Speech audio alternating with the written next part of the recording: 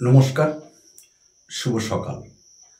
আর কিছুদিনের মধ্যেই অর্থাৎ আগামী 14ই জুন তোমাদের 6th সেমিস্টারের পরীক্ষা শুরু হচ্ছে West Bengal State university.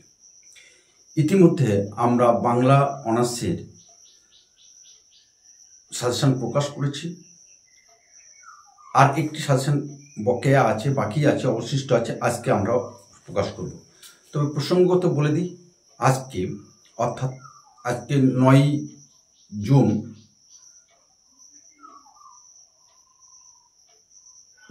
June university আজকে একটা ছাত্র সমাবেশ আছে, ছাত্র বিক্ষোভ আছে, ছাত্র আন্দোলন আছে সম্ভবত। গতকাল রাত্রে আমি যেটুকু খবর পেয়েছি 14 তারিখে পরীক্ষা নিয়ে।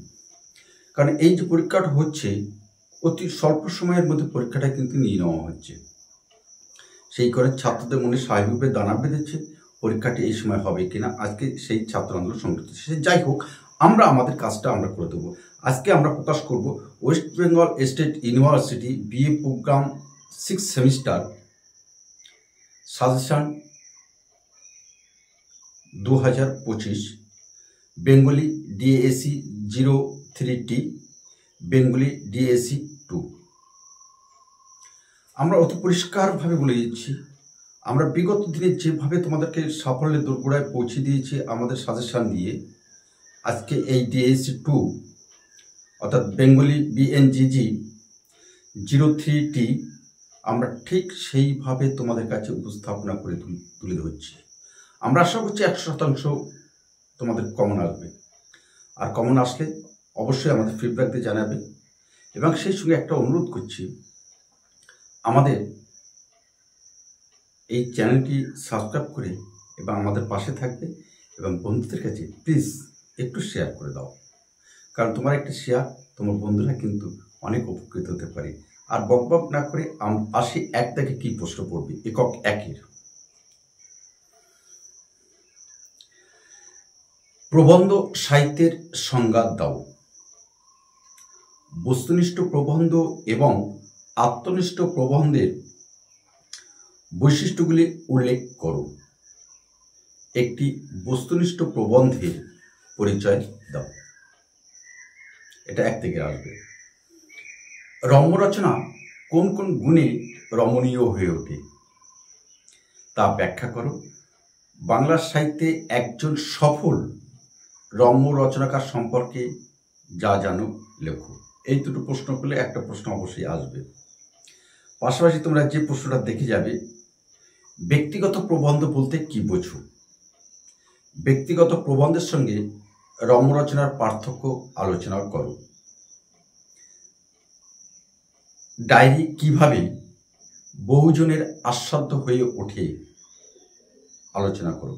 এই 4টে প্রশ্ন থেকে অবশ্যই 2টো প্রশ্ন তোমাদের কমন আসছে। আর যেহেতু ফাইনাল পরীক্ষা, 2টো প্রশ্ন তোমরা একটু জাস্ট এই সময়কালের মধ্যে একটু চোখ বুলিয়ে যাবে। একালে সাহিত্য সমালোচনার যে বিচিত্র পদ্ধতির উদ্ভব হয়েছে, তার মধ্যে যে কোনো 2টি পদ্ধতি সংক্ষেপে আলোচনা করো। ভ্রমণের অভিজ্ঞতা কি কৌশলে ভ্রমণ সাহিত্যে রূপান্তরিত হয়ে ওঠে তা ব্যাখ্যা করো। বাংলা ভাষায় রচিত একটি উল্লেখযোগ্য ভ্রমণ সাহিত্যের পরিচয় দাও।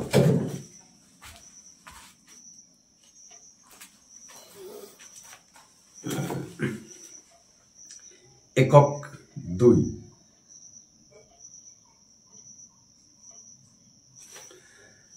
পল্লীগ্রামের সহজ জীবন যাত্রার ছবি, প্রকৃতি এবং মেয়েদের দুর্বার জীবনাকাঙ্ক্ষা মেয়েলি ব্রতগুলিতে কিভাবে উঠে এসেছে আলোচনা করো। একের কামনা দর্শের মধ্যে প্রভাবিত হয়ে ওঠে, ওটাকে রবীন্দ্রনাথ ব্রতের আদর্শ বলে মনে করেছেন আলোচনা করো। বাংলার ব্রতের ছড়াগুলি বাঙালি ঘরের জিনিস বলে ধরা যেতে পারে। বাংলার ব্রতের ছড়াগুলি বাঙালির ঘরের জিনিস বলে ধরা যেতে পারে। মন্তব্যটি তাৎপর্য নির্ণয় করো। খাঁটি মেয়েলি ব্রত ও শাস্ত্রীয় ব্রত, এই দুই ব্রতের মধ্যে তুলনামূলক আলোচনা করো। দেখে যাবে দুটো প্রশ্ন। ব্রত কি? ব্রত যে কেন এদেশের ও অন্য দেশের দুটি ব্রত পাশাপাশি রাখলেই আমাদের কাছে পরিষ্কার হয়ে উঠবে। বাংলার ব্রত অবলম্বনে অংশটির তাৎপর্য বিশ্লেষণ করো। অনাব্রত কারা? তাদের সম্বন্ধে আর্যদের মত দস্যু অকর্ম কি যথার্থ লেখক বলে মনে করেন? তাদের অবদানই বা কি? এই লাস্ট দুটো প্রশ্ন দেখে যাবে। একক 3 থেকে যে প্রশ্নগুলো খুব ভালো করে পড়ে যাবে বলে দিচ্ছি। বাবাকে যেমন দেখেছি রচনায় রবীন্দ্রনাথের ব্যক্তিত্বের যে বিশেষ বিশেষ স্বতন্ত্রগুলি রবীন্দ্রনাথের দৃষ্টিতে ধরা পড়েছে, পিতৃস্মৃতি গ্রন্থ অবলম্বনে তার পরিচয় দাও। আবার বলছি, বাবাকে যেমন দেখেছি রচনায় রবীন্দ্রনাথের ব্যক্তিত্বের যে বিশেষ বিশেষ স্বতন্ত্রগুলি রবীন্দ্রনাথের দৃষ্টিতে ধরা পড়েছে তার পরিচয় দাও।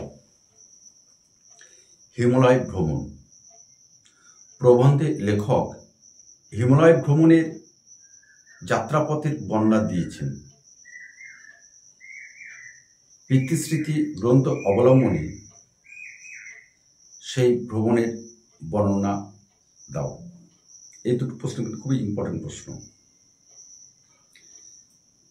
পাশাপাশি ইম্পর্টেন্ট 80%। পদ্মা ও পদ্মা বোট প্রবন্ধে পদ্মা বোট সম্পর্কে লেখক যে বর্ণনা দিয়েছেন তা বিস্তারিত বিবরণ দাও। পরের প্রশ্ন, শিলাদহের স্মৃতি প্রবন্ধ লেখক শিলাদহে থাকাকালীন কোন কোন ঘটনার স্মৃতি রোমন্থন করেছেন তার পরিচয় দাও। দেখে যাবে যে দুটি প্রশ্ন দেখে যাবে। বাবা জমিদারি কাজ দেখতে ভালোবাসতেন। বাবা জমিদারির কাজ দেখতে ভালোবাসতেন। পিতৃস্মৃতি গ্রন্থ লেখক তার পিতার জমিদারি কাজের যে বিবরণ দিয়েছে তা নিজের ভাষায় লেখো। জগদীশচন্দ্র বসু সম্পর্কে পিতৃস্মৃতি গ্রন্থের লেখকের স্মৃতিচারণা সংক্ষেপে লেখো। একক 3।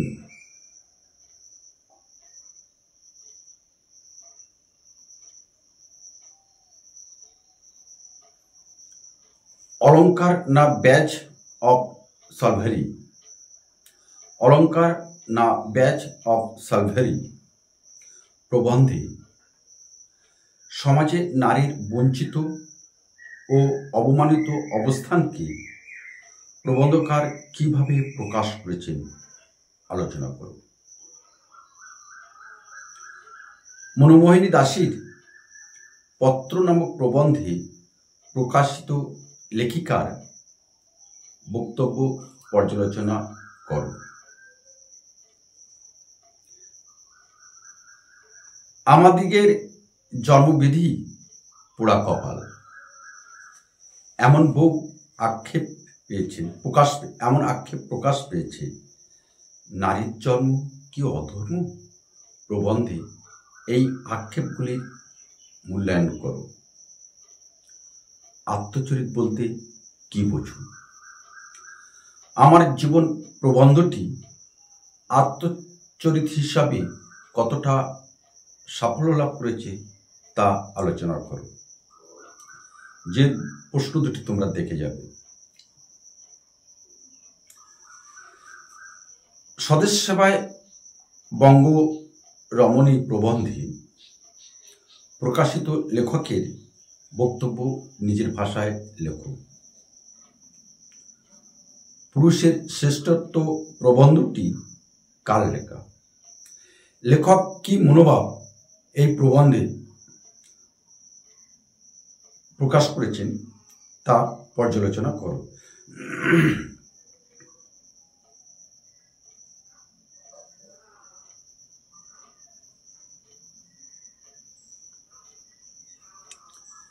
এবার তোমাদের দুদাগের দুটো প্রশ্ন লিখতে হবে। প্রত্যেকটা প্রশ্নের মান 5। আমরা টিকা যেগুলো বলে দিচ্ছি খুবই ইম্পর্টেন্ট। এর মধ্যে তোমাদের 4টে টিকা দেবে, 2টো লিখতে হবে। 2 দাগের ক দাগে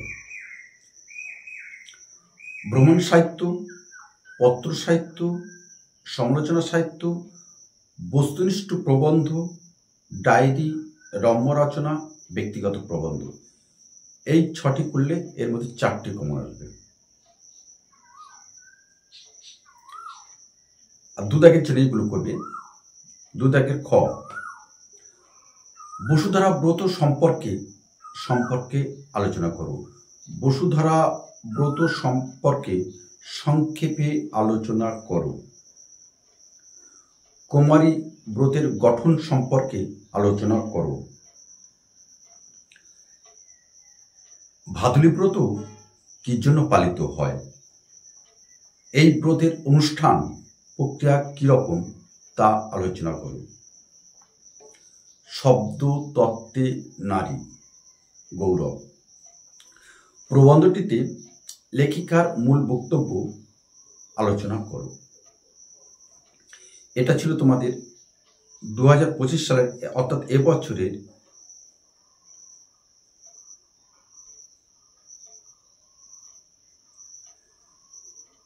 DAC 2 DAC 03T 6th সেমিস্টারের বাংলা সাজেশন। যারা পড়ছো জেনারেল কোর্সে তাদের জন্য এটা আমরা আজকে প্রকাশ করলাম।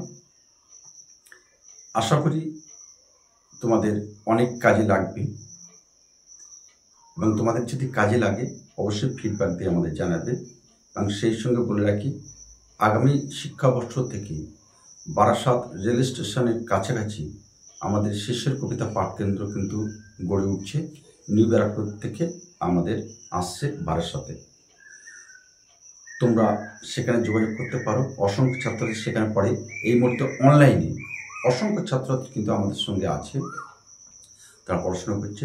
এবং তোমরা কোনো রকমভাবে সমস্যা হলে আমাদের ইউটিউব চ্যানেল আছে, আমাদের নোটের চ্যানেল আছে, আমাদের ফেসবুক পেজ আছে, অনেকগুলো সোশ্যাল মিডিয়া আমরা ব্যবহার করি, সেখানে তোমরা যোগাযোগ করতে পারো। তো আজকে আমরা এখানে রাখলাম। আগামী কোনো একটা সকালে বা এইরকম খুব গুরুত্বপূর্ণ সময়ে তোমাদের কাছে আমরা আবার ফিরে আসবো। তো আজকে আমরা এখানে রাখি। অন্য এক সকালে তোমার সঙ্গে আমাদের আবার দেখা হবে।